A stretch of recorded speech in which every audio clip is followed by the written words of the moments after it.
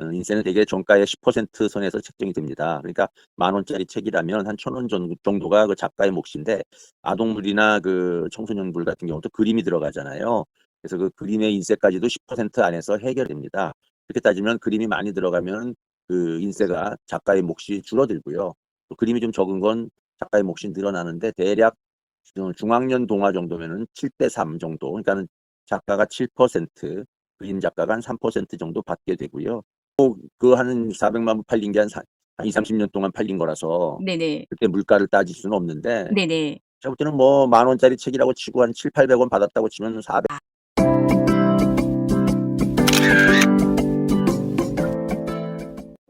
고종욱 작가 소개합니다. 안녕하십니까. 저는 작가 고정욱입니다.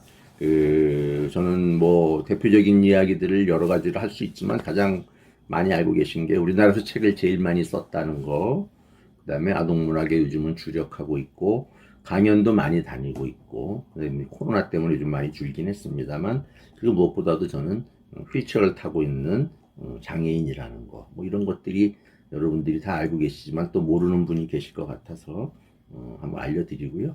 저의 그 목표가 500권 쓰는 게 목표입니다. 죽는 날까지. 그런 목표를 가지고 열심히 뛰고 있는 우리나라의 동화 작가입니다. 반갑습니다. 선생님은 국어국문학을 맞습니다. 전공하셨잖아요. 처음부터 아동문학을 하셨나요? 아닙니다. 제가 그 국어국문학을 전공했는데, 그 애초에는 어렸을 때부터 사람들은 제가 작가가 되고 싶었다라고 짐작하는 분들이 있어요. 대개 또 작가들이 보면은 자기 얘기하라고 그러면은 자기는 뭐 말 잘 못하는 수줍은 아이였다, 내성적이었다, 그래서 조용히 글 쓰다 보니까 어느새 작가가 됐다, 이렇게들 말을 많이 하잖아요. 저는 정반대입니다. 저는 쾌활하고 활달하고 친구도 많고, 심지어는 전공도 의대나 공대에 가서 의사나 기술자가 되고 싶다는 이과 전공을 했는데, 장애를 이유로 해서 그때 제가 학교 다닐 때는 편견과 차별이 많았을 때였습니다. 그래서 대학교도 장애인들은 갈 수 있는 과가 거의 없었어요. 왜냐하면 실험 실습도 못하고 엘리베이터 같은 것도 없기 때문에. 그래서 제가 의대 가려고 이과 공부를 고등학교 3학년 때까지 했는데, 청천벽력이 내린 거죠. 장애인은 의대에 진학할 수 없다. 뒤늦게 한 거예요. 그래서 이제 국문학과로 바꿨고, 문과로 갑자기 바꾼 거죠. 그래서 정말 아무 생각 없이 국문과에 들어왔는데, 와 보니까 문학 공부가 참 재미있고, 하면 할수록 인간의 삶을 다루는 거라서, 그때부터 이제 나는 소설가가 돼야 되겠다. 소설책 좋아했으니까 어렸을 때부터. 그래서 소설가가 되겠다고 꿈을 꾸고, 이제 소설 습작을 한 게 한 10년 넘게 해서 20살에 대학 들어가서 32살에 소설가로 등단을 하게 됐고요. 그래서 저의 그 첫 작품은 책부터 먼저 냈는데, 제가 그때 대학교 성균관대학교에서 학생들에게 국문학을 가르쳤어요. 그래가지고 제가 만 30살 되던 해에 그 아이들 교재로 네. 글힘도둠이라는 책을, 제가 문장력 강화하는 책을 냈어요. 그래가지고 그 책이 또 제법 잘 팔렸어요. 그래서 내가 책을 내도 나 같은 장애인은 차별받지 않고 머리로 하는 거니까 얼마든지 나의 능력을 발휘할 수 있구나. 그때부터 그런 문장력 책, 우리말에 관한 책 쓰다가 작가가 돼서 소설 쓰고, 소설 써서 또 베스트셀러도 되고, 원균이라는 작품을 써서, 그러다 보니까 이제 문학과 창작에 관심을 갖다가 본격적으로 동화 작가가 된 거는, 이 뒤에도 있습니다만, 이 작품 아주 특별한 우리 형을 제가 99년도에 내면서, 저 책이 또 대박이 안 터졌으면 제가 계속 소설 썼을 텐데, 너무 사랑 많이 받는 바람에 다음 책 쓰다 보니까 벌써 20년이 넘게, 한 22년째 지금은 동화 작가로 알려져 있습니다. 사람들은 다 제가 소설 썼다면 소설까지 쓰셨어요? 근데 원래 소설가 출신입니다. 그러셨군요. 음, 네. 그러면 아주 특별한 우리 형으로부터 아동문학을 하게 되셨는데, 맞아요. 그러면 아동문학의 매력은 무엇이라고 생각하세요? 정말 좋은 질문이에요. 이걸 보시는 분들, 일반 독자들도 아동문학에 도전하기를 제가 권합니다. 여러 가지 그 아동문학이 주는 매력이 있는데요. 제일 좋은 거는, 딴 데 가서 말씀하시면 안 됩니다. 요즘은 보면 그렇잖아요. 옛날에 그 연탄 팔던 사람은 요즘 연탄 못 팔잖아요. 아무도 안 쓰니까. 시장이 없어졌어요. 석유도 이제 안 팔잖아요. 가스도 이제 안 팔아요. 가스 배달하는 사람 없잖아요. 옛날에 다 했는데. 그건 뭐냐면은 시장이 사라져요. 근데 아동문학은 시장이 안 사라져요. 내가 3학년을 위한 동화를 썼다? 그럼 내년에도 3학년 생깁니까? 안 생깁니까? 생기죠. 2학년이 3학년 올라와. 네. 후년에는 또 3학년 올라와. 네. 제가 작품을 20년씩 쓸 수 있었던 거는 제 작품을 20년 동안 계속 같은 나이대 아이들이 읽는다는 거예요. 그래서 아동문학은 그러한 일단은 우리 그 직업 작가로서의 그 시장이 좋다는 매력이 있고요. 물론 이것도 지금 애들 낳지 않는 바람에 줄어들고 있긴 합니다만, 그 다음에 그보다 더 큰 매력은 사실은 그 아이들에게 영향을 줄 수 있다는 거죠. 성장하는 미래의 주인공인 아이들에게 내가 살아온 이야기, 내가 생각하는 바, 내가 또 아이들에게 하고 싶은 말, 이런 것들을 재미있는 스토리로 담을 수 있기 때문에 우리가 어려서부터 재밌게 읽었던 동화는 어른 돼서도 잊혀지지 않잖아요. 그래서 그러한 그 영향력이 참 크다.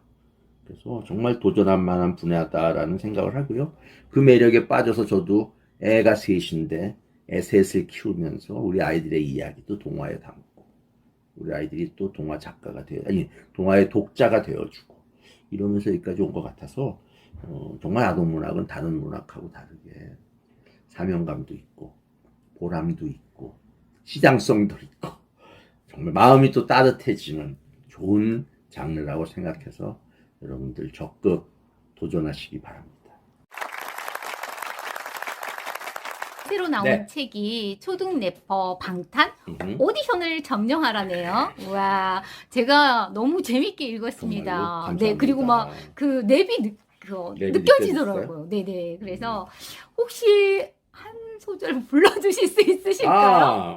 뭐 안폰도 안 해봤는데 갑자기 진땀이 나면서 한번 한 소절 해드릴 수 네. 있을까요? 근데 네. 쓰면서 머릿속으로 리듬은 생각하지만 네. 해본 적은 없어요. 한번 이 시간에 해보겠습니다. 한번 도전. 이거 네. 랩이 어디냐면 여기 있습니다. 77페이지에 네, 있는 네. 요 짧은 랩 한번 해보겠습니다. 네. 여기 이제 할머니가 이 주인공들이 돈이 없어가지고 돈 다 잃어버렸거든요. 네네. 기착간에서. 네. 그러니까 이제 할머니들이 불쌍하다고 돈 주니까 얘네들이 고마워가지고 만수무강하라 그러면서 네네네. 방탄이가 줄 건 없으니까 랩을 하나 해주는 장면이 있어요. 네네. 그래서 이 랩 장면 한 몇 줄 안 됩니다. 한번 네네. 해보겠습니다. 네. 요! 하늘에서 선녀가 내려와 나무꾼을 도와주었지. 우리에겐 할머니 내려와 귀한 돈 10,000원을 주셨지. 할머니 머리에 흰 눈 내려 우리들 눈싸움하며 놀았지. 우와!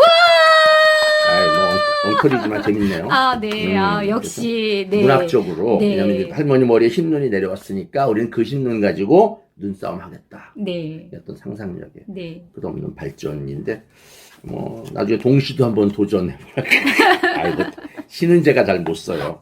네. 너무 감사합니다. 그런데 이렇게 이 작품을 쓰셔서 독자들에게 꼭 전하고 싶은 이야기가 또 있으셨을 것 같아요. 이 작품은 사실은 제가 노린말에도 있습니다만, 저 어렸을 때 재밌게 읽은 게 조은파 선생님의 얄개전이라는 작품인데, 너무 많이 읽었고, 읽을 때마다 깔깔거리고 웃으면서 봤거든요. 그래서 우리가 문학 작품의 효능을 여러 가지로 얘기하지만 가장 첫 번째가 저는 재미거든요.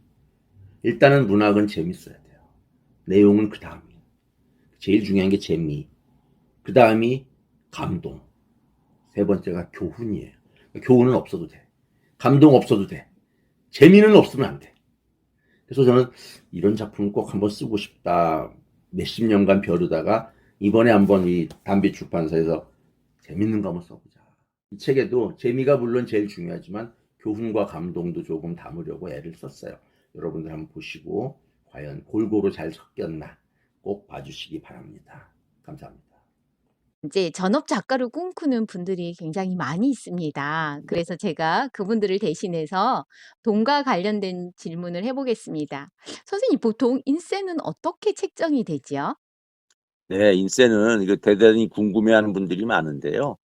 인세는 대개 정가의 10% 선에서 책정이 됩니다. 그러니까 10,000원짜리 책이라면 한 1,000원 정도가 그 작가의 몫인데, 아동물이나 그 청소년물 같은 경우도 그림이 들어가잖아요. 그래서 그 그림의 인세까지도 10% 안에서 해결됩니다.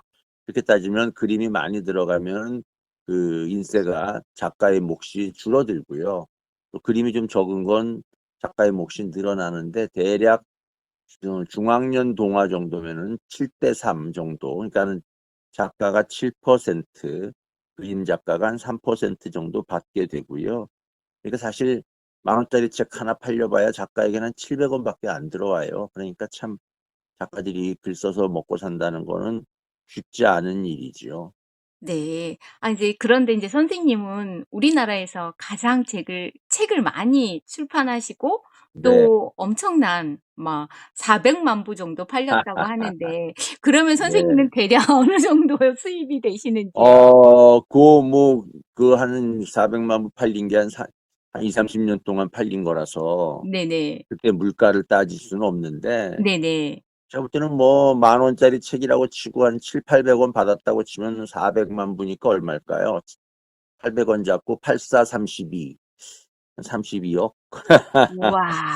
근데 뭐 한 20년 이상 돼서 받은 거니까 뭐 네네. 나눠서 받다 보니 모아서 한꺼번에 줬으면 참 좋은데. 네네. 하지만 뭐 그래도 로또 맞은 거나 마찬가지라고 생각하면서 늘 감사하고 네네. 그걸로 생활하고 자녀들 공부시키고 그 추운 데서 찬바람 맞지 않고 따뜻한 집에서 살 수 있게 돼서 이 모든 건 다 우리 독자님들 덕분이라고 생각을 하고 있습니다. 그래서 항상 감사하고 특히 독자들 어린이들이 다 나에게 도와준 덕분이 아닌가 이런 생각을 합니다. 선생님 마지막 질문 벌써요? 드리겠습니다. 네. 아, 좀 아쉬워요. 아쉽습니다. 네. 선생님께서 이번에 이 초등 래퍼 방탄 오디션을 점령하라 이 책이 네. 307번째 책이잖아요. 그러면 선생님께서 이렇게 한국의 아동문학계에 아주 커다란 영향력 있는 선생님이신데 앞으로 저희 아동문학계가 어떻게 발전해 나갔으면 하는 혹시 바람이 있으실 네. 것 같아요. 그거에 대해서 한 말씀 해주세요. 저도 이제 그 고민을 계속 하고 있는데 네네. 어떤 작품들을 쓰면서 우리 아동문학 작가들이 커나가야 되느냐. 제가 볼 때는 좀 큰 시야를 가질 필요가 있다. 우리나라만 볼 게 아니라 글로벌하게 해외 문학상들도 많이 있단 말이죠. 그러니까 글로벌하게 퍼져나갈 수 있는 시야를 넓혔으면 좋겠다. 첫 번째, 그래서 글로벌한 작가들이 많이 나왔으면 영어로 쓸 수 있고 뭐 중국어로 쓸 수 있는 이런 사람들이 많이 나왔으면 좋겠다. 우리 아동문학계가 좀 더 해외로 눈을 돌렸으면 좋겠다는 얘기 하고 싶고요. 두 번째로는 우리나라가 이제 분단 국가란 말이에요. 앞으로 통일이 될 경우에는 갑자기 우리나라에 2천만 명의 시장이 더 생기는 거야. 그러면 또 독자가 늘어나고 학교를 지어야 되고 통일이 되면은 이런 걸 따졌을 때 앞으로 기회는 반드시 있다. 준비하면서 그 통일이라든가 통일 이후 그다음에 또 글로벌한 한국 게다가 또 좋은 조짐이 한류가 있잖아요. 네. 아직 아동문학의 한류가 안 왔어요. 노래하고 춤추는 거가 먼저 왔단 말이에요.